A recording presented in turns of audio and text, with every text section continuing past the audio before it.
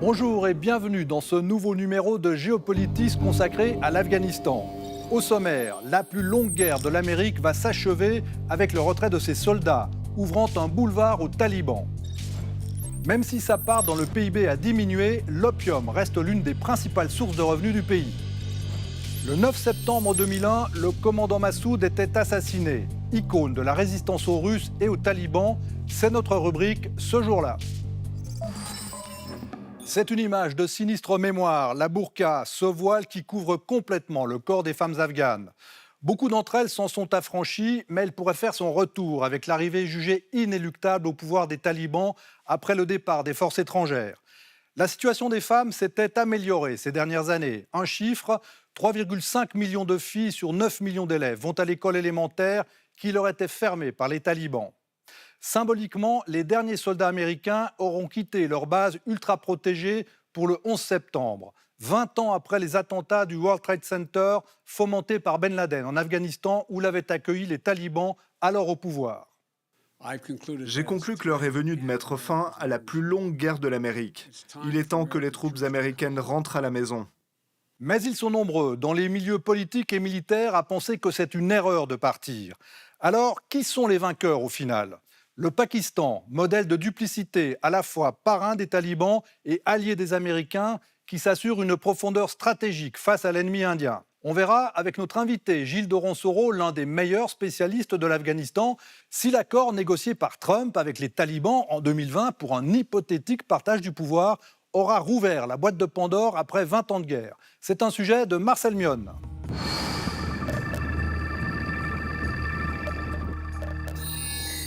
« 20 ans, ça aurait été la plus longue guerre des États-Unis à l'étranger, plus longue que le Vietnam. Au plus fort de leur engagement, les Américains ont déployé jusqu'à 100 000 hommes dans les plaines et les montagnes d'Afghanistan pour combattre un ennemi souvent insaisissable. Le gars qui passe avec sa chèvre, c'est peut-être un gars qu'on recherche, et on ne le sait même pas.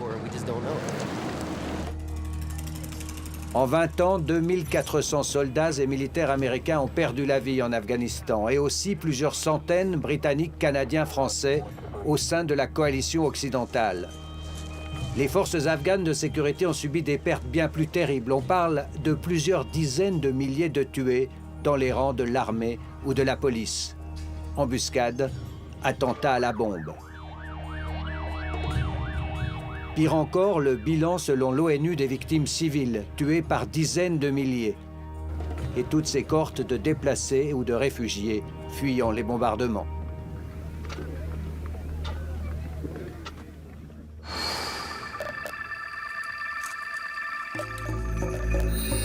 Après 20 ans d'affrontements, les talibans ou leurs milices alliées contrôlent toujours près de la moitié du territoire afghan. En brun et en orange, on voit la force de leur implantation au sud-ouest, au centre et dans certaines provinces du nord. En gris, les provinces contestées où les talibans se confrontent aux forces de sécurité afghanes. Enfin, en bleu, les territoires contrôlés plus ou moins par l'armée et le pouvoir de Kaboul. Il y a aussi dans les montagnes reculées près de la frontière du Pakistan des combattants se revendiquant de l'État islamique ou d'Al-Qaïda. Les talibans, dont les instances dirigeantes, rappelons-le, sont abritées au Pakistan, revendiquent plus de 50 000 combattants actifs sur le terrain. Les États-Unis auront dépensé près de 1 000 milliards de dollars pour leurs opérations militaires en Afghanistan. L'armée américaine n'est pas la seule à jeter l'éponge. Toutes les forces de la coalition internationale et le personnel civil quitteront aussi le territoire afghan d'ici au 11 septembre. Il y aura un vide immense. J'ai vraiment peur que nous allons regarder en arrière dans 2 ans et regretter cette décision, prévient le général Petraeus, ancien patron de la CIA et des opérations en Afghanistan.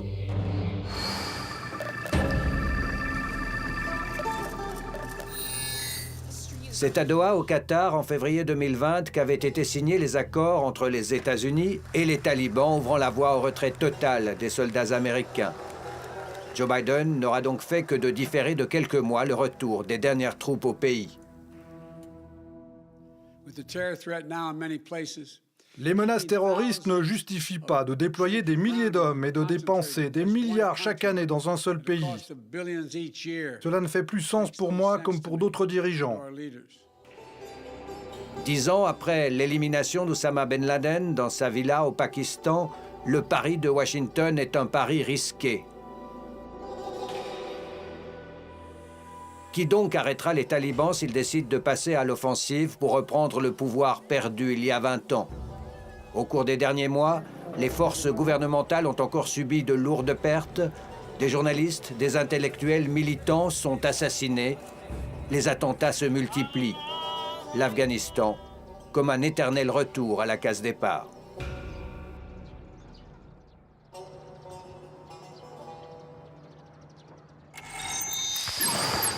Gilles Doron-Soro, bonjour. Bonjour.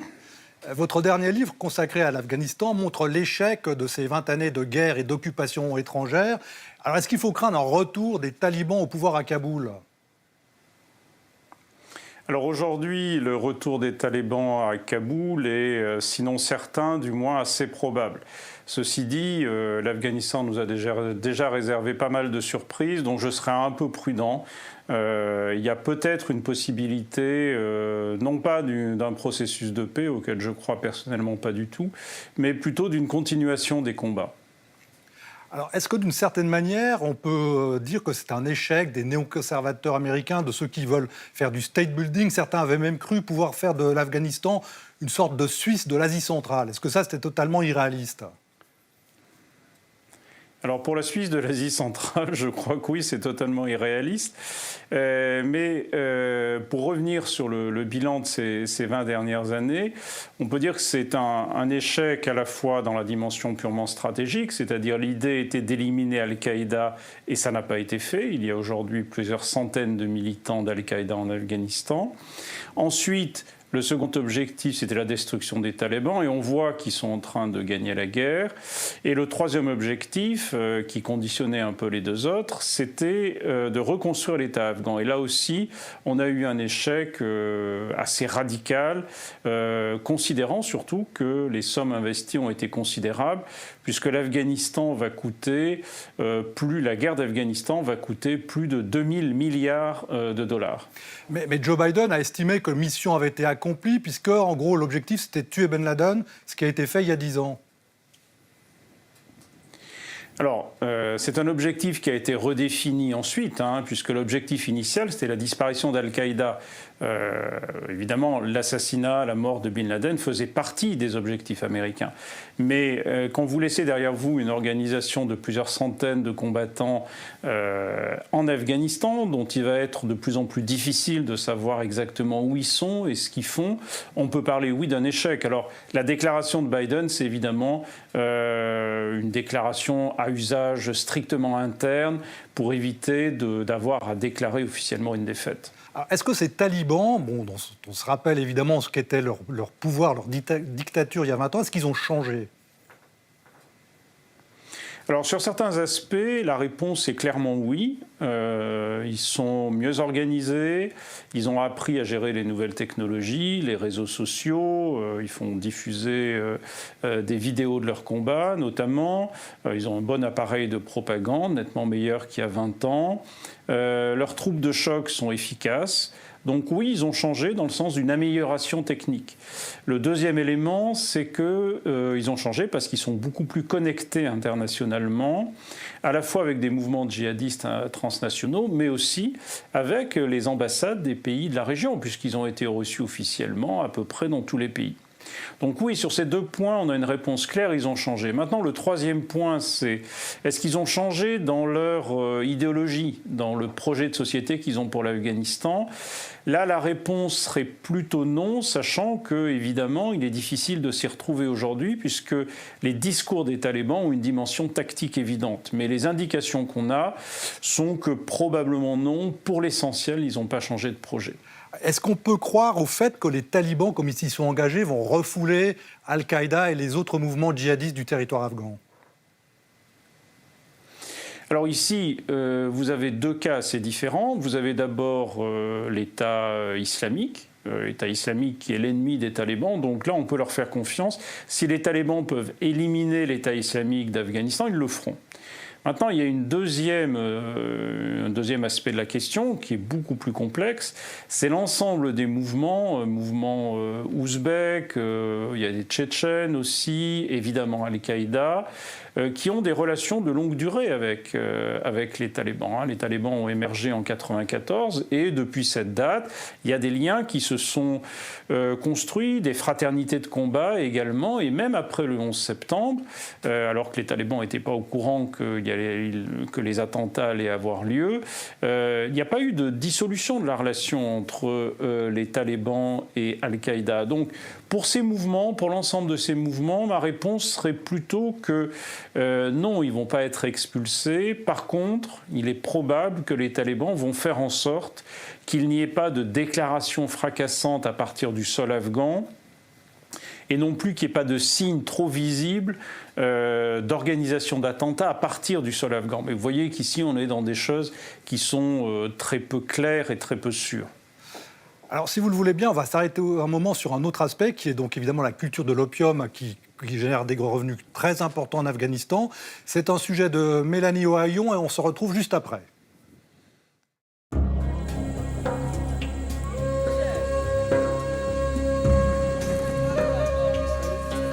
Dans la province de Nangarhar, la culture du pavot à opium a attiré de nombreux travailleurs depuis le début de la pandémie. On sait que le pavot est très dangereux, mais on le cultive pour résoudre nos problèmes financiers. Il n'y a pas de travail. Beaucoup d'entre eux ont perdu leur emploi à cause de la crise. Ces champs sont devenus leur principale source de revenus.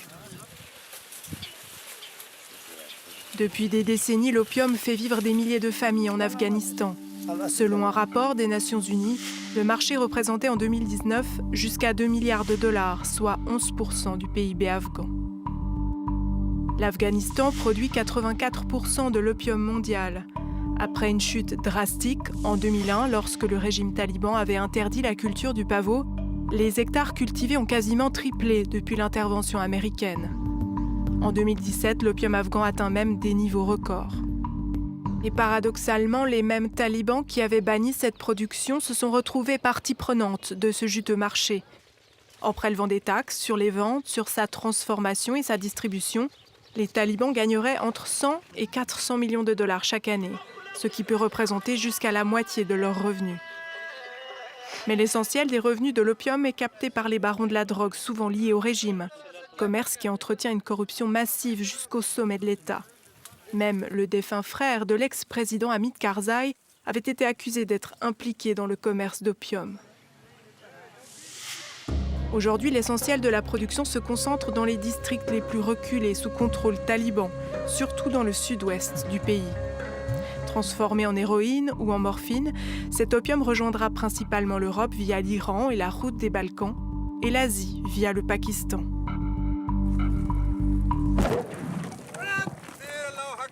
Le pouvoir central assure depuis des années vouloir éradiquer ce trafic. Culture et stocks saisis sont régulièrement détruits. Avec l'aide internationale, des milliards sont investis pour encourager d'autres types de cultures, céréales, safran, grenades ou roses. Sans grand effet, car même si le prix des blocs d'opium brut a considérablement chuté ces dernières années, il demeure encore bien plus lucratif. Alors, est-ce que l'Afghanistan peut se passer des revenus de la drogue ? Alors, deux éléments. Premièrement, depuis la fin 2014, c'est-à-dire depuis le retrait de l'essentiel des troupes de l'OTAN et une diminution des financements, l'Afghanistan traverse une dépression économique d'une ampleur pratiquement sans précédent. Et je ne crois pas que ce qui s'est passé l'an dernier avec le Covid va améliorer les choses. Donc, on est dans une économie extrêmement fragile où la culture de l'opium, du hashish, joue un rôle de stabilisateur, notamment dans certaines provinces, dans les campagnes afghanes du sud et de l'est notamment. Et donc on peut dire que oui, idéalement, l'Afghanistan pourrait se passer de la culture de la drogue, mais en pratique, ça supposerait, sauf à vouloir créer une catastrophe économique, ça supposerait des financements de compensation. Alors, on sait notamment que les talibans, quand ils sont passés au pouvoir et qu'ils avaient en quelque sorte entamé des négociations pour régulariser, normaliser leur gouvernement dans la communauté internationale, avaient effectivement interdit la culture de l'opium, et avec un succès à peu près total dans les territoires qu'ils contrôlaient. On avait une chute absolument spectaculaire de la culture de l'opium. Donc c'est techniquement possible. Maintenant, la question c'est... les talibans ont bien vu en 2001, quand les Américains ont attaqué, que beaucoup de tribus, notamment dans l'Est, ont retourné leur veste, ont soutenu les talibans, les Américains, pour une raison simple, c'est qu'ils voulaient se remettre à cultiver de l'opium. Et je ne crois pas que les talibans accepteraient de mettre en place une interdiction générale sans un financement de compensation de la communauté internationale. Alors évidemment, il y a une autre grande question qui se pose après ce retrait. Finalement, qui ressort vainqueur de tout cela? Est-ce que c'est le Pakistan, par exemple?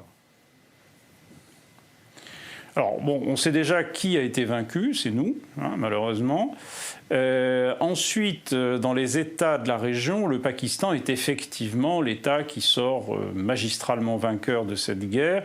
Rappelons que les talibans ont été soutenus dès l'origine par le gouvernement pakistanais, qu'une partie des victoires des talibans dans leur montée au pouvoir dans les années 90 a été rendue possible par l'appui direct du Pakistan, il ne faut jamais oublier cette dimension, et que les attentats de 2001 ont été pour le Pakistan une catastrophe géostratégique parce que tout d'un coup, les talibans, leurs alliés, ont été chassés du pouvoir et que donc les Pakistanais, au moins dans un premier temps, ont perdu tout moyen de pression et d'influence sur l'Afghanistan. Mais là où on a un rétablissement spectaculaire de la position pakistanaise, c'est que dans le même temps que le gouvernement collaborait avec les États-Unis sur des questions de logistique, sur des bases de drones, sur la chasse aux militants d'Al-Qaïda qui étaient dans les zones frontalières, dans le même temps, le gouvernement pakistanais abritait, soutenait la reconstitution d'un mouvement taliban et notamment la direction du mouvement taliban qui était à l'abri, qui est resté à l'abri toute la guerre sur le territoire pakistanais, principalement dans la ville de Quetta, dans le sud du Pakistan. Vous disiez tout à l'heure qu'il n'avait pas fondamentalement changé sur le plan idéologique.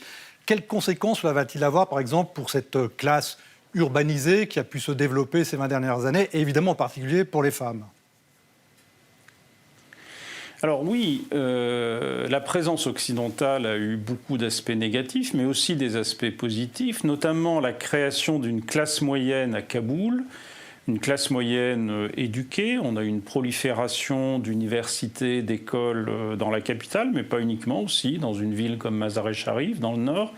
Et donc, oui, on avait les prémices de la constitution d'une classe moyenne en Afghanistan.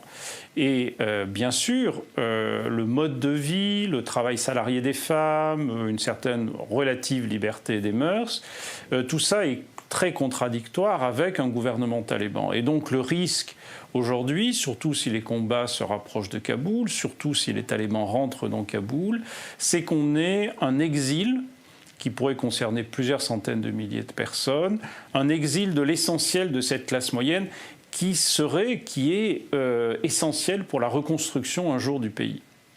Et donc les femmes seront évidemment peut-être les premières victimes de ce retour au pouvoir des talibans.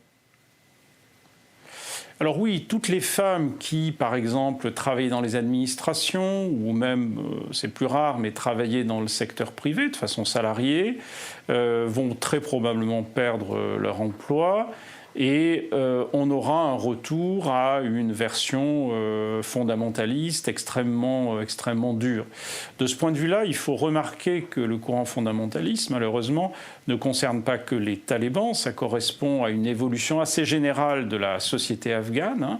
La classe politique, aujourd'hui même, et son centre de gravité, c'est une forme de fondamentalisme.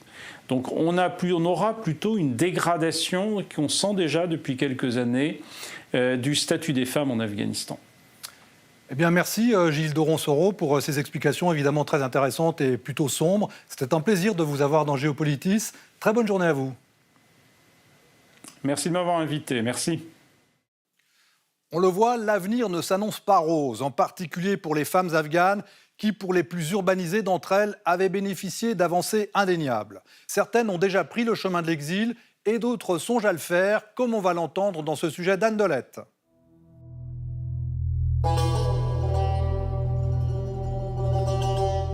Kaboul, à quelques rues des quartiers animés, un des rares salons de beauté de la capitale. Un lieu banni pour les talibans. Les employés sont jeunes, femmes, afghanes et citadines. Elles n'ont pas connu le règne des talibans. Le départ des Américains jette comme une ombre sur leur avenir. Si nous sommes sûrs d'avoir la paix dans notre pays, alors nous porterons le hijab, mais à condition qu'il n'y ait pas d'autres restrictions et d'avoir le droit de travailler et d'étudier. Nous ne voulons pas du retour de l'ancien Afghanistan. Je n'ai jamais rencontré de talibans, mais ils me font peur. Les talibans viennent de promettre que les femmes qui porteraient le hijab pourraient travailler, mais la propriétaire des lieux ne les croit pas. Afghane, née dans un camp de réfugiés en Iran, elle est rentrée à Kaboul il y a 10 ans pour ouvrir ce salon et s'attend au pire. Si les talibans viennent un jour ici et nous interdisent de travailler, alors je n'aurai pas d'autre choix que de retourner en Iran comme réfugiée.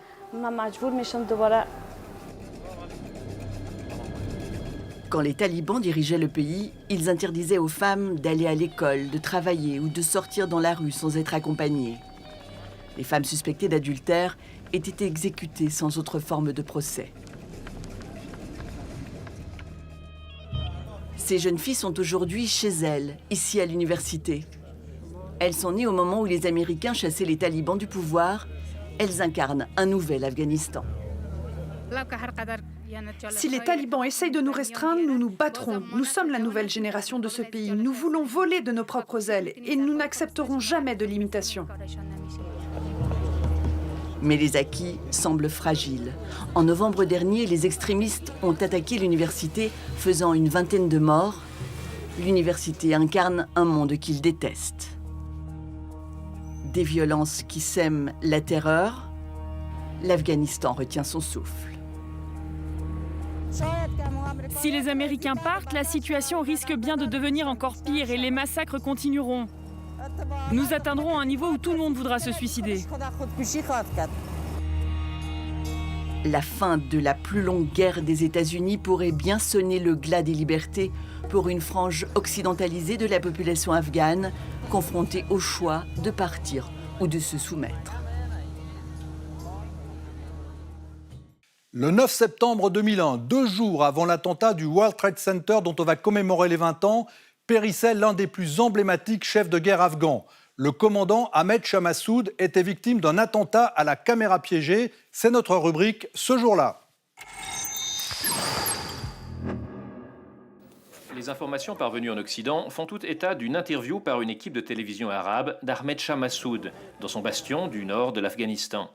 La caméra aurait alors explosé, tuant le caméraman et le journaliste. Il s'agirait d'un commando suicide de Maghrébins parti de Londres. Contrairement à ce qui a été annoncé à Moscou et Washington, les proches du commandant Massoud à l'étranger affirment qu'il n'a été que blessé et qu'il serait soigné au Tadjikistan. L'opposition afghane désigne les coupables, le régime des talibans en place à Kaboul et plus loin le réseau terroriste du Saoudien Osama Ben Laden, basé lui-même en Afghanistan. Le peuple afghan il est victime de terrorisme international. Le terrorisme international, dans un moment donné, ça a arrangé tous les pays de faire un poubelle de tous les terroristes en Afghanistan. C'était la fin de l'invasion soviétique et on pensait qu'on va faire quelque chose de bien et qu'on va faire quelque chose de plus propre dans les autres pays. Ahmed Shah Massoud, de la minorité tadjik, c'est un des commandants les plus jeunes et les plus populaires déjà à l'époque de la lutte contre l'occupant soviétique. Après le départ des Russes, puis de leurs alliés afghans, il devient ministre de la Défense dans le gouvernement du président Rabbani. Mais lorsque la guérilla islamiste des talibans occupe la capitale Kaboul en 1996, le commandant Massoud se réfugie avec ses hommes dans le nord du pays. De là, il continue sa lutte contre le régime des talibans avec plus ou moins de bonheur et en fonction des alliances qu'il parvient à nouer avec d'autres opposants.